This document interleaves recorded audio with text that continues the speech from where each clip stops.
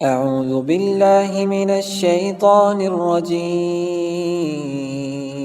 ശപിക്കപ്പെട്ട പിശാചിൽ നിന്ന് അല്ലാഹുവോട് ഞാൻ ശരണം തേടുന്നു. وقالوا أإذا كنا عظاما ورفاتا أإنا لمبعوثون خلقا جديدا. അവർ പറഞ്ഞു, നാം എല്ലുകളും ജീർണാവശിഷ്ടങ്ങളുമായി കഴിഞ്ഞാൽ തീർച്ചയായും നാം പുതിയൊരു സൃഷ്ടിയായി ഉയർത്തെഴുന്നേൽപ്പിക്കപ്പെടുന്നതാണോ? قل كونوا حجارة أو حديدا. നബിയെ, നീ പറയുക, നിങ്ങൾ കല്ലോ ഇരുമ്പോ ആയിക്കൊള്ളുക.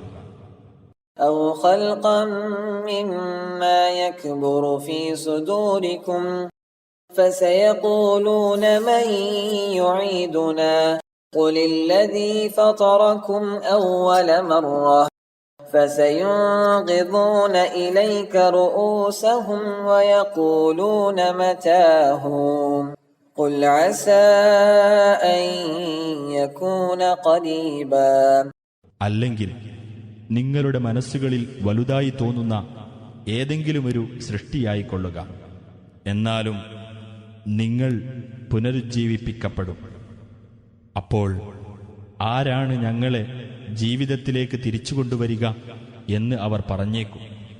നിങ്ങളെ ആദ്യ തവണ സൃഷ്ടിച്ചവൻ തന്നെ എന്ന് നീ പറയുക. അപ്പോൾ നിന്റെ നേരെ നോക്കിയിട്ട് അവർ തലയാട്ടിക്കൊണ്ട് പറയും, എപ്പോഴായിരിക്കും അത്? നീ പറയുക, അത് അടുത്തു തന്നെ ആയേക്കാം.